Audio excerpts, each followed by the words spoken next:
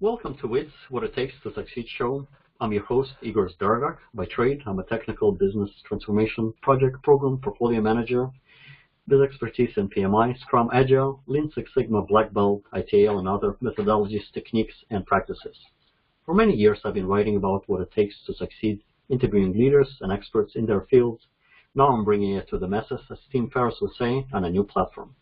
My guest is Seth Greenwald, who is the author of The Secrets of the Creative Warrior, a practical guide to developing your creative confidence. Seth is the founder of the Creative Warrior Group.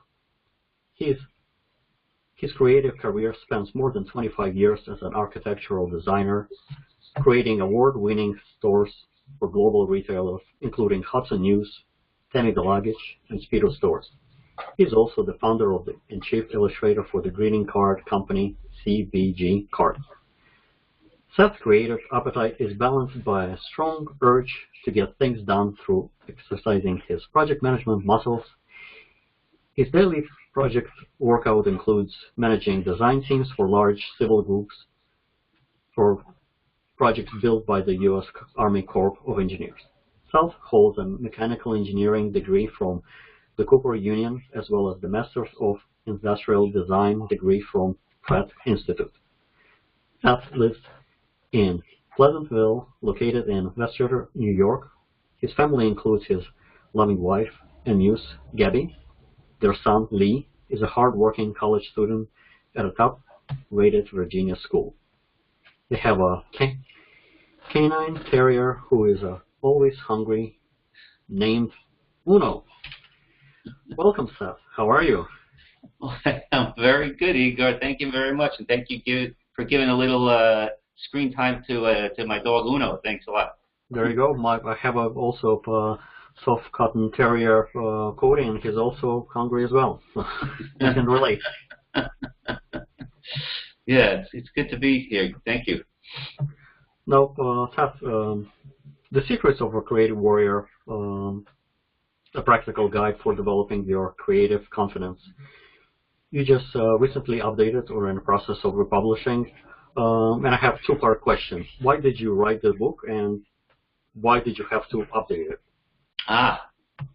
Good question, good question. I think I'm going to answer your two-part question with two-part answer. Is that okay? That's fine. All right, well, I can tell you that I commute in and out of New York City, and after a decade or so, my mind became stale. I'm like, I can either sleep, I can either read a newspaper, or I can, I needed something new, right? So I said, well, why can't I write? You know, I had recently got this newfangled thing called an iPhone, and I'm like, hey, look, there's a notes section on this iPhone. I'm going to start writing and then see what happens. And lo and behold, I started writing. I really enjoyed writing. And every day my goal was to write a new section, write a new note every day. And after a month or two, I'm like, look at all these notes. What can I do with these notes? And so I decided, hey, I can put these notes together into a book. Why not? You know, that makes me happy. And the rest is history. You know, the rest is history. That was 8 years ago when I started writing.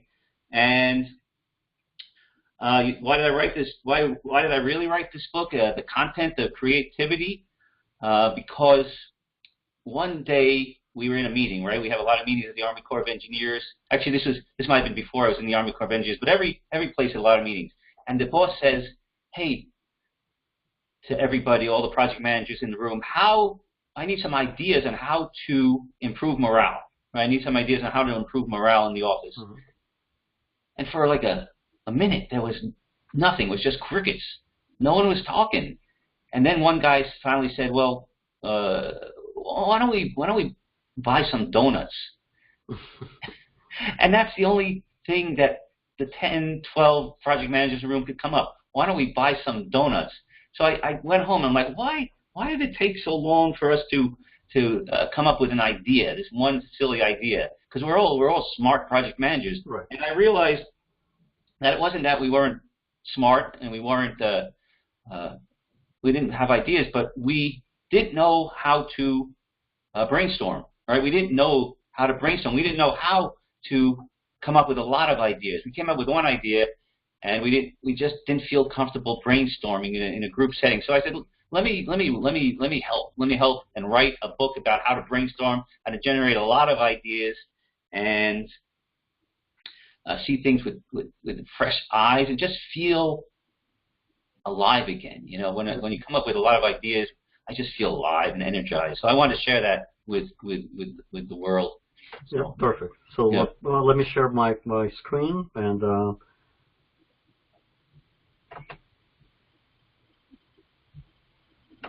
so you can see your book, The Secrets of a Creative Warrior, soon to be updated with more fun facts and practical information. Ah, yes. There it is. Just updated. Right. So why be creative? Well, that's another good question, Igor. It's so all I can say is that being creative makes everything better. You know, it just makes everything better, makes life better. You know, by practicing the divergent thinking exercises in the book, you know, like I said, I feel energized. It makes me feel like a kid. I'm playful again, and I see things the way I used to see it as a kid, and I'm very curious. And importantly, I see a lot of alternatives, you know, different ideas, different ways to do things. And if you have different ways to do things, then you could make a better decision on how to do it, as opposed to just having one idea and going with that. The first idea is never the best idea. So you need to come up with a lot of ideas. And through divergent thinking exercises in my book, it helps you to come up with a lot of ideas without judging them. The key to creativity is coming up with a lot of ideas first, that's divergent thinking, and then converge onto the best idea. Right. Compare I think you might have answered the follow-up question is what is the problem of not being inquisitive like we were as children? Yeah. I mean, exactly. If as children we're constantly playing, we're constantly coming up with an idea. We don't judge our first idea. We're just having fun. And you know, I've never been in an office where the boss would say, "Hey, Seth, sit at your desk,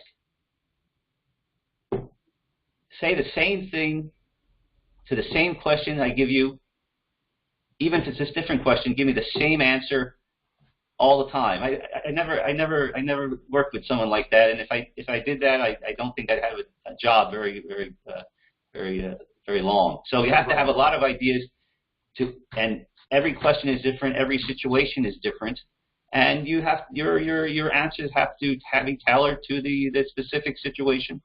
So that's what creativity does. Perfect.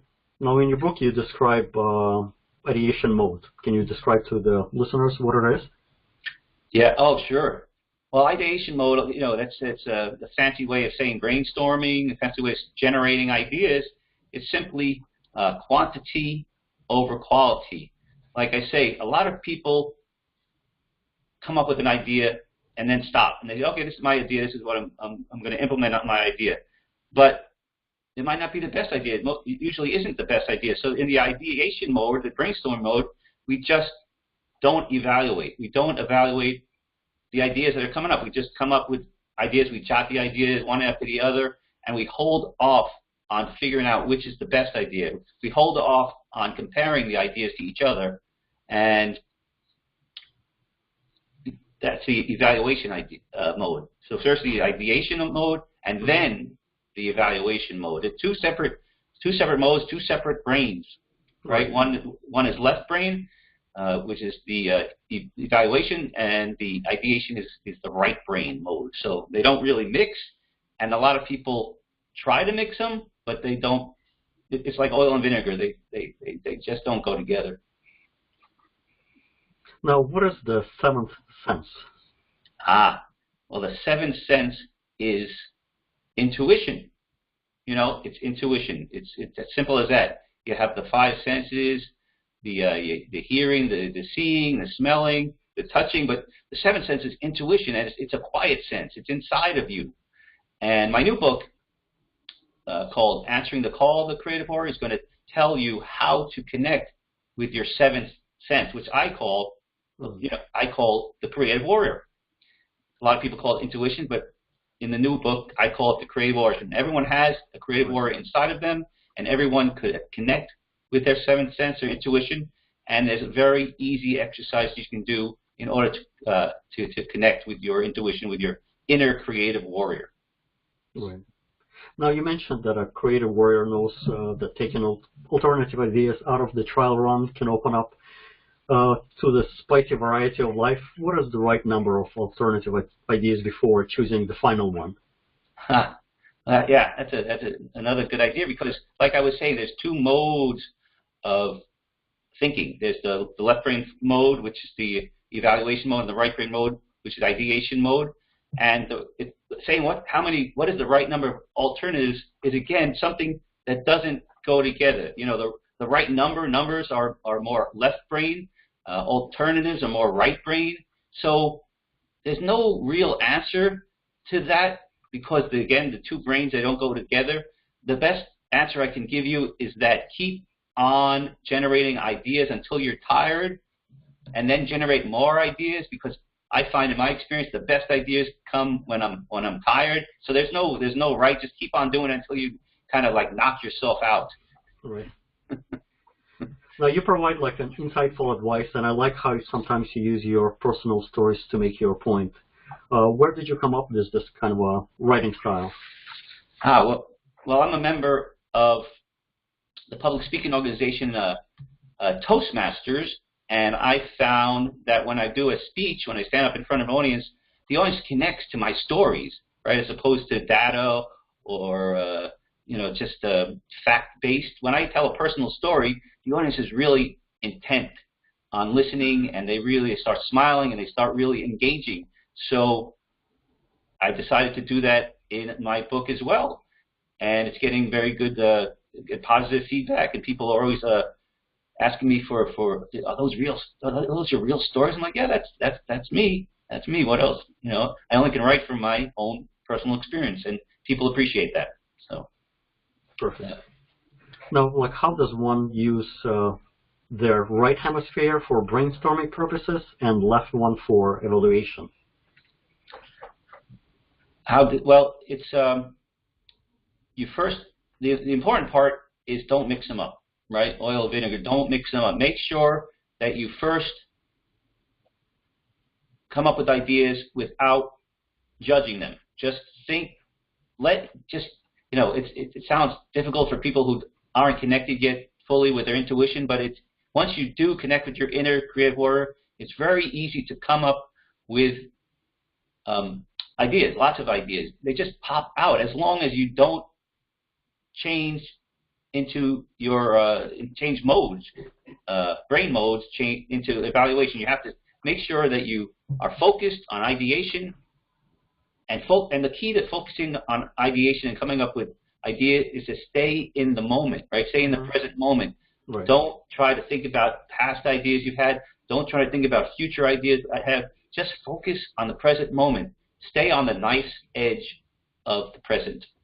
Perfect. Yeah.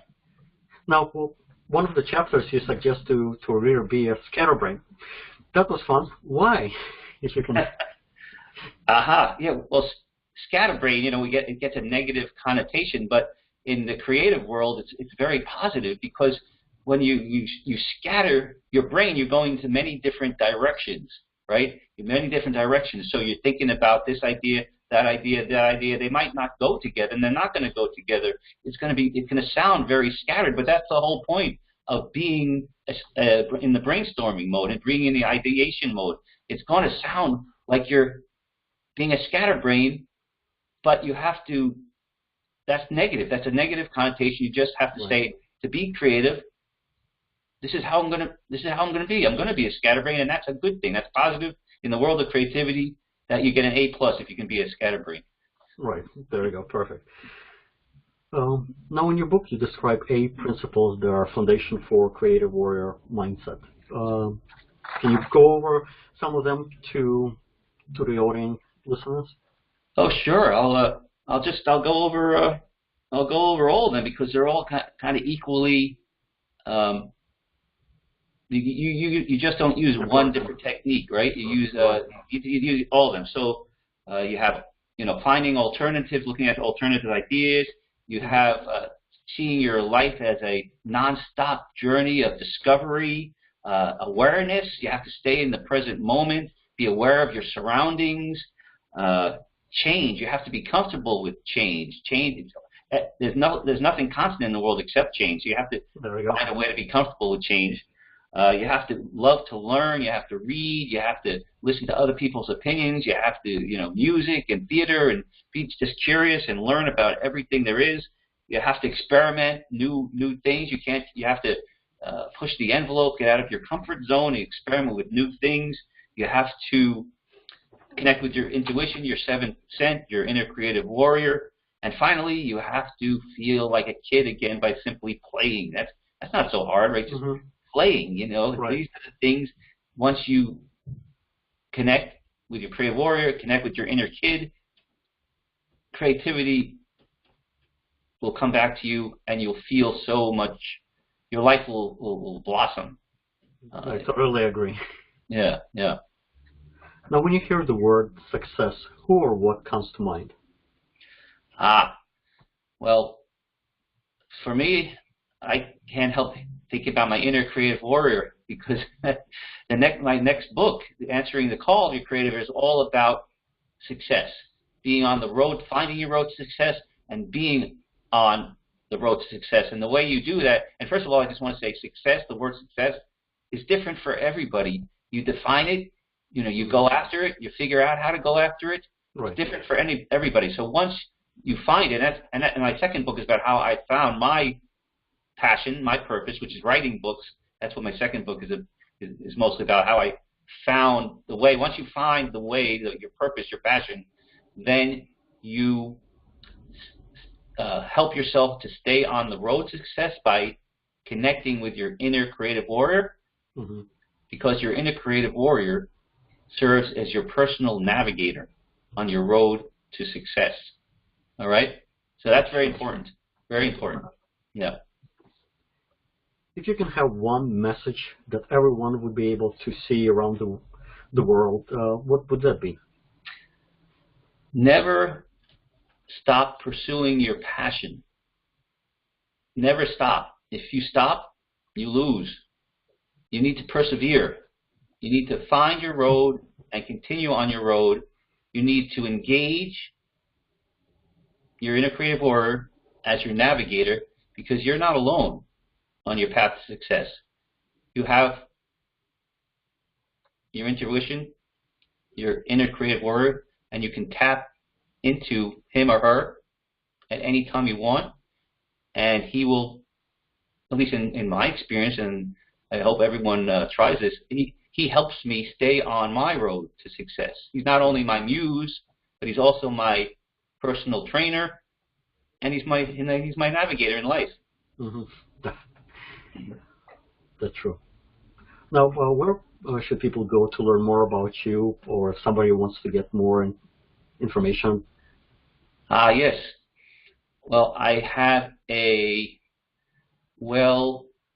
organized website called CreativeWarriorSecrets.com, and there you can read a little bit of my published book, Secrets Creative Warrior. You can get a sample chapter of my new book and become a beta reader. You can give me some feedback on my new book that's not yet published. It'll be published very soon, but you can give me feedback, and you can also sign up to get my Creative Warrior Muse Memo, which is a free quarterly newsletter on creativity, personal growth, and success. Yep, and I'll put those links in my show notes. Now, is there anything else you wanted to add that we didn't cover? Any parting words? I would just say I want the viewers to live life, as a continuous journey of discovery. Make every day count. And when you find your inner creative warrior, and I know you will, put him to work. Put him to work as your personal navigator on your road to success, and you will accelerate your success vehicle, and you'll you'll get to where you want to go much faster than if you did not connect with your creative warrior. So just create and connect with your creative warrior, and you'll be there soon. There you go. I agree. Well, thank you, Seth, for being a guest. Thank you for putting so much effort into the secrets of a creative warrior. And hopefully you will join me again at WITS, What It Takes to Succeed. And to the audience, please subscribe to WITS Show, like, share the link, comment what you would like to see, and what would you like to learn more about it, so that I can continue bringing leaders and experts like Seth to provide you insights that help you to succeed. And best of all, buy Seth's book for yourself and for others who might benefit. Thank you. Thank you again, and have WITS to succeed. Until next time. Thank you, Igor. Have a good